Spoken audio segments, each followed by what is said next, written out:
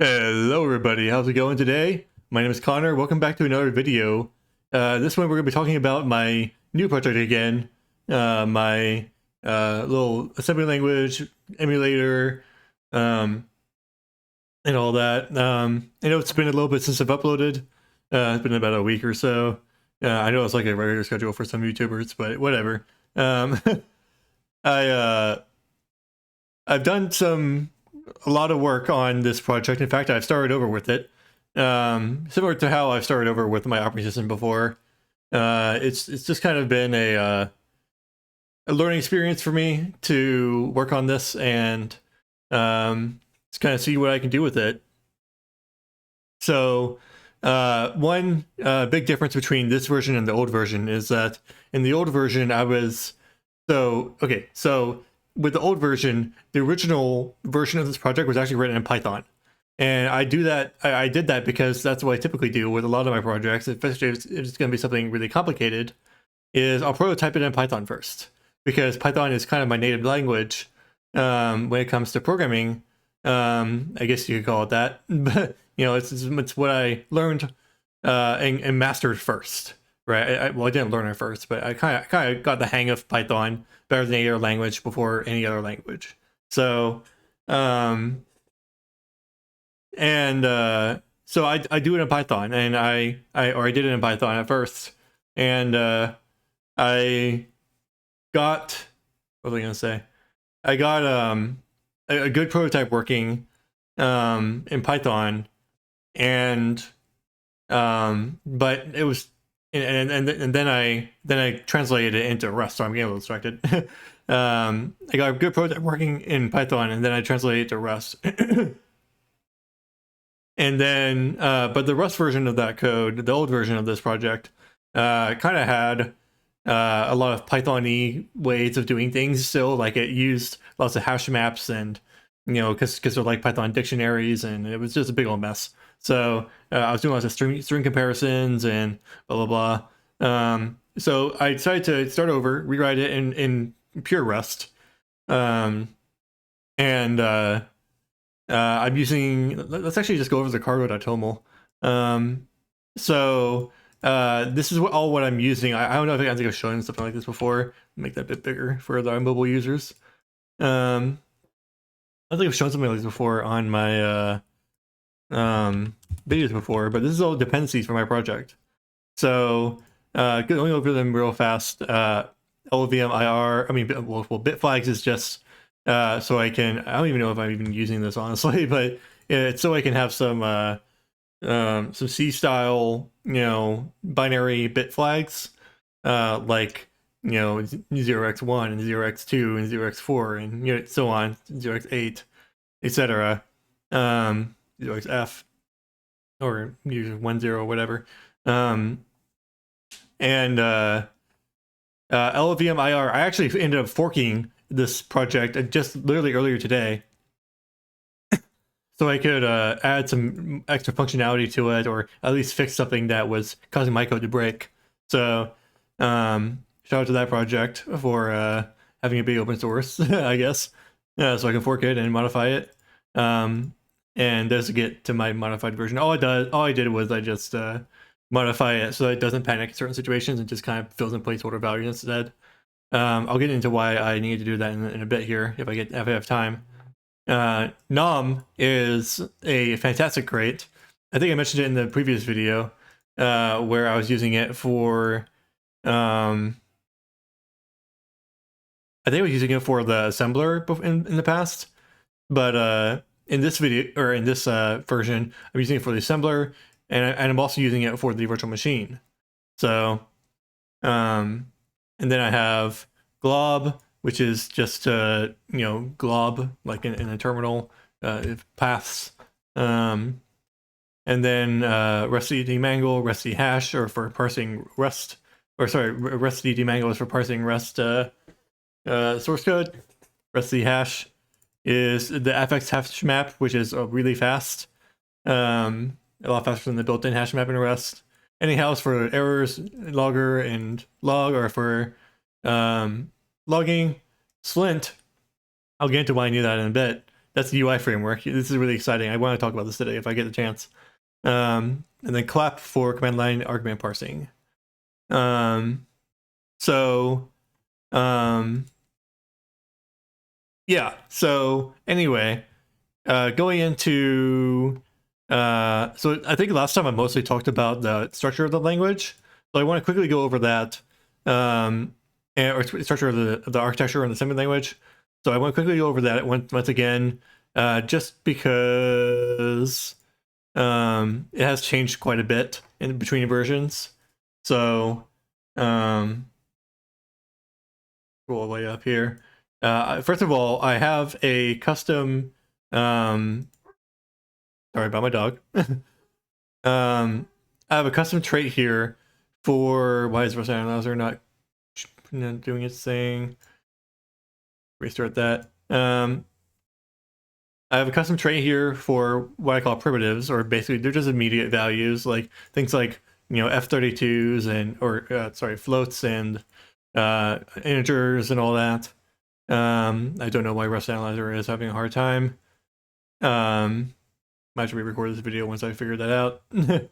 Okay, there we go. Now we got it. We got it. We're good. It's doing its thing now. So what was I saying? I basically I have a custom trait that as you can see, U8, U16, U32, U64, U128, F32, and F64 all implement this trait. And it's basically a kind of a custom way of implementing some common functionality between these types. So as you can see, like for example, for the U8, it contains its machine code representation. It contains its assembly language representation, and it has some helper methods to convert it to and from a slice of bytes. And I right now it uses a box slice for the 2 bytes. I tried to figure out how to get it to use just a regular old slice. It didn't want to do it. So anyway, but that's a limitation I have right now. But it doesn't seem to slow it down too much, so I'll stick with it for now. I was kind of forgot I was doing that. Anywho, I have primitive. I actually don't even use this prim struct. I don't think I even use this anywhere in my code. It's all there just in this file. Then it's all just implementing stuff for it that I don't even use. So don't worry about that. Then I defined some common structures for what I'm doing in terms of linking the code and parsing the code. Just stuff that's in general used by all 3 portions of the, or at least 2 of the portions of this project. Then we have this master token struct, or master token enum. So this is basically a generalization of the what's it called, the primitives up there.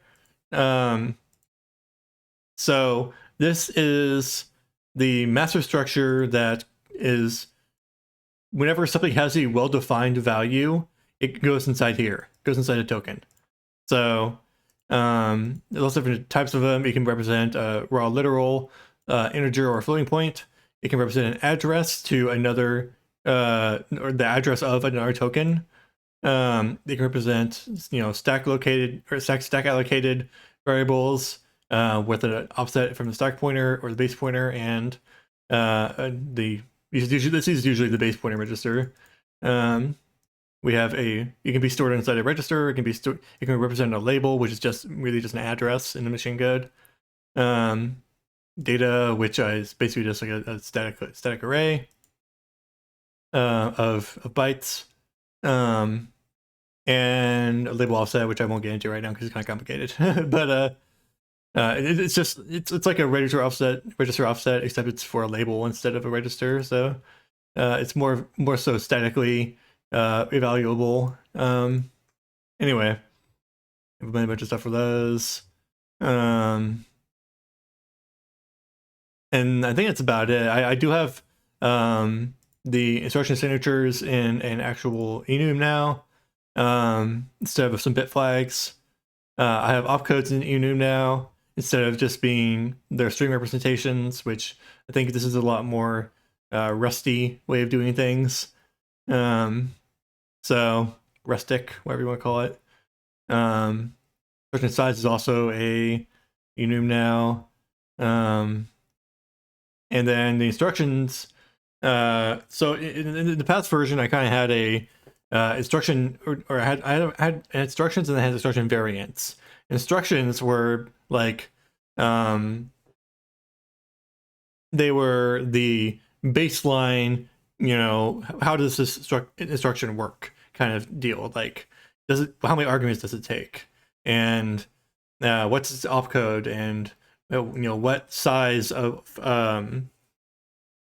things does it take? What size of arguments does it take?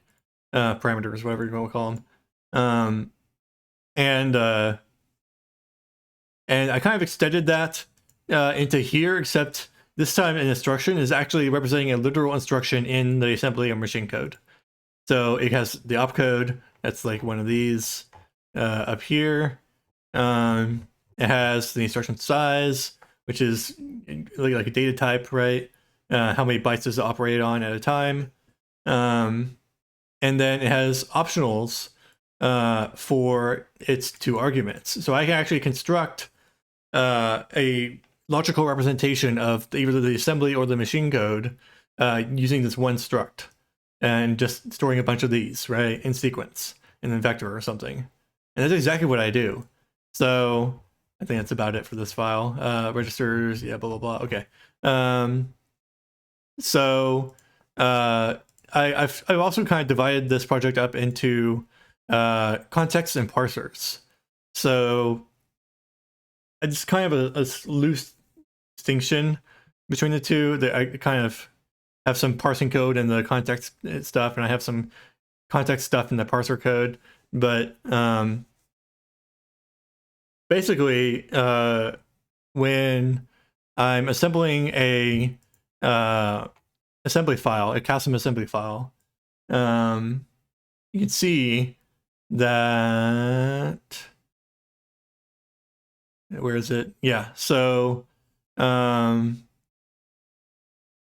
I have this structure called an assembled block, right? Okay, here we go. I just rewrote my entire assembler portion of this project, so this is all fresh in my head still. I have a structure called an assembled block, and an assembled block it's basically like an assembly language function, right? It has a label for its that's its entry point. It's reference counted, so I can count how many times it's referenced by or called by other blocks. Excuse me. It has a location in memory once it's actually linked, and then it contains a vector of assembled lines. And assembled line represents a single line of assembly code. And it contains its assembly representation, which can also be one of many different variants, including an instruction, by the way. So this is the same exact instruction struct that I had, back in here in the top level module. Oh, come on. And it can also be, it's different kinds of lines, like, like a comment, which I keep track of comments just so I can take a look at them at the end. Because it's handy to have those. I use it for keeping track of the LLVM instructions corresponding to certain blocks of code. And then headers, which is like preprocessors, and labels, data, like talked about before. Label offsets, I already talked about those. And then instructions, which is the kind of the bulk of what these all are. It's instructions. So let's see here. Yeah, so there's some parsing code in here that doesn't really belong in the context file, but it's whatever. I use nom for parsing this. I'll go over here and look at this. So here's all the nom parser combinators for matching all different assembly language syntaxes, whatever. I I'll let you pause the video if you want to take a look at how any of these are constructed. But they're just nom structures kind of built up, or functions kind of parsers built up using the building blocks that nom provides. So, like for example, a register, it can be one of many different registers, and it maps each register tag to an actual register enum invariant. So, and then it puts that into a token. So, notice all these return tokens. That's important because a token can be one of many different things, right? And an assembly language line can contain one of many different things, but because they all return tokens, token can be one of different variants. I can represent all of these in a common data structure, which makes it very flexible to kind of reuse that code between the different parts of the project. So, anyway, yeah, so the assembled line, it contains the parse line, which is a line that's been read into a bunch of tokens, basically. And then the machine code, which is just a vector of bytes. So let's see here. As far as the assembler goes, I guess I'll talk about how the assembler works and then kind of wrap up the video there. I did want to talk about more stuff, but I'm just, these videos are already like 20-30 minutes long. So I was kind of rambling unedited about this kind of thing. Yeah, so when the assembler, it takes as input a string, which is just the raw assembly, raw assembly string. And then the assemble function will really just call this wrapper assemble implementation function, which does all the hard work. Just initialize it with some default values. This is used for I actually don't need to do that. This is used for what's it called? Parsing included files, which actually doesn't currently work. That's one feature I'd like to implement back into this. In fact, I'm gonna run myself a little to do. What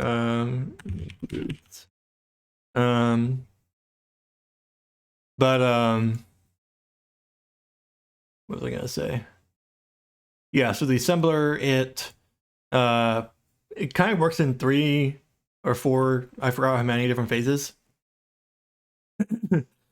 First phase is stepping through the entire assembly file line by line and parsing it all into this logical representation that I just went over, but not actually outputting any machine code yet.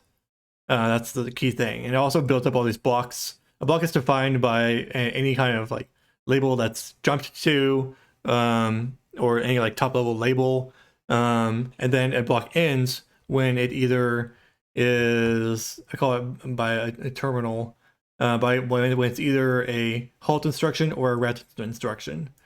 So nothing else can terminate a block other than these 2 instructions.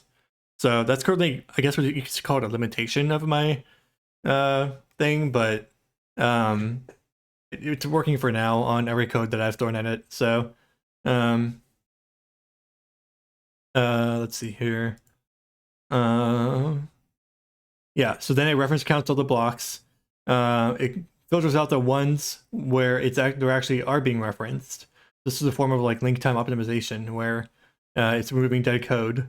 It also makes sure to explicitly keep the entry point function label, since that's not going to be referenced by anything other than the entry point header tag. So otherwise it would remove it as part of all that. Ask me how I know. So and then we make sure the entry point block is at the start. That's just also a current limitation. It can't load anything past the start of the header as the entry point code. I don't know why. I don't know why that doesn't work, but it's fine. Lets me know how many blocks we threw away. And then it goes and actually generates all of let's see here. Actually, no. Okay, so here, okay, we're generating the machine code here. This is the assemble function on the out. And this actually works on the actual instruction itself.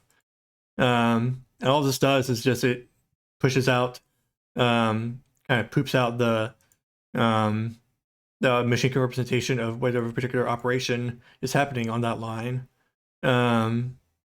So pushes it into the token itself, or the instruction token, kind of parse line token-esque thing itself.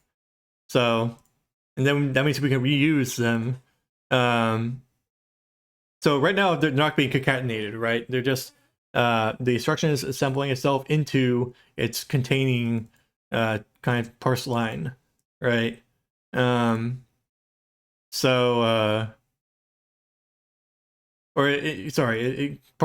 assembling itself into its containing assembled line.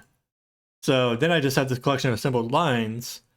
So once I have all of my lines assembled individually, I then go and concatenate them all and make sure they're actually in order. After that, I resolve some missed. Actually, no. What I do is I go through and I look at all the labels and all of the datas and all of the constant label offsets, and I mark down where they ended up inside of the binary. So, and I use that later to resolve references, undefined references. So here I have all these unlinked references that I've collected throughout this process. Anytime an instruction is assembled, if either of its arguments reference any kind of address, whether that's a data or a label or an offset to a label, I keep track of that. And I keep track of that in this unlinked refs hash map, which is a hash map of hash sets, as it's the key is the label that's being referenced, its name, and the value is a hash set of unique references to that label. So, yeah.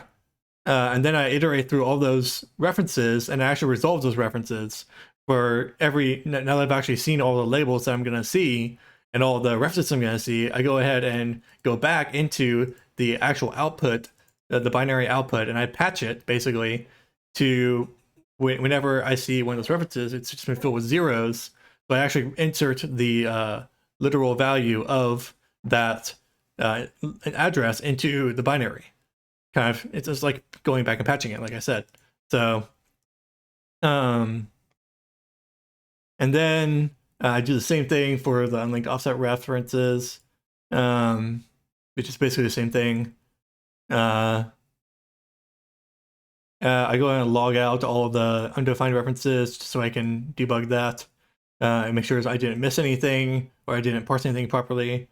And this is actually just dead code right now because the actual entry point is always going to be the entry point that it says it is because the entry point comes first. And then I actually make the header. I can actually do debug symbols in my binary format. I didn't have this in the previous version, where I actually have a table inside the header of every address and then the label that it corresponds to. So basically just the linked references that I talked about before. And then we're done. We have our final assembled binary. So I can do things like when I go into where's main.rs, there we go. So I have this nifty little command line parser. Let me go and do a cargo run -r. Sorry about my noisy chair. And it will give me a uses message. This is from clap, the command line argument parser. Great. I have a lot of code to compile right now. There we go. yeah, so it actually has a neat little usage message, and it has 3 different commands. So if I do run build, and then I can do like source tests, got some test 2. Actually, I need to specify the output first. Foo.cats. Then you can see that I now have foo.cast in here. And now, what we're gonna do?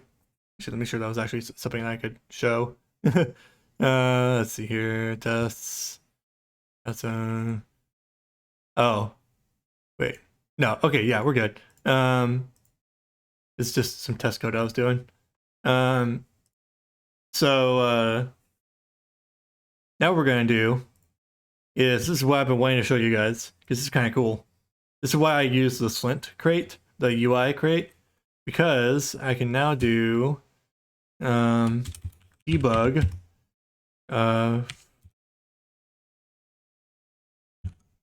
foo.cats. Check this out. Sorry for the flashbang. I should have warned you that it was kind of bright. But I can actually debug. I have an interactive debugger now for my code. I can just run it till its end. Hello everyone. I don't know why I chopped off the initial H. But this is the history of what instructions have been run. This is supposed to be a stack trace, except I'm not actually using the stack in this program. So this is going to be a stack a stack frame view. These are all the registers, and this is the output of the actual what it's printing with print C and print I. So yeah, it's really all it does right now is it just steps and it continues. You can't like set breakpoints or anything. I do want to add that functionality eventually, but it is what it is for now. So anywho, that's gonna be about it for now. I do have there's more stuff I want to talk about, but I'm gonna have to make that another video. My voice is again getting kind of sore. I didn't get any water before this, so I'm gonna have to remember to do that next time for once. But yeah, so thank you all for watching. If you have any questions, have any comments, leave them in the comments. If you like the video, hit the like button. If you want to see more of this kind of like geeky, raw, unedited, nerding out about my projects for some reason, then go ahead and subscribe. I would really appreciate it. I appreciate all the support you guys have been giving me and commenting on my videos. That's been really awesome. So thank you all for watching. See you next time. Peace out.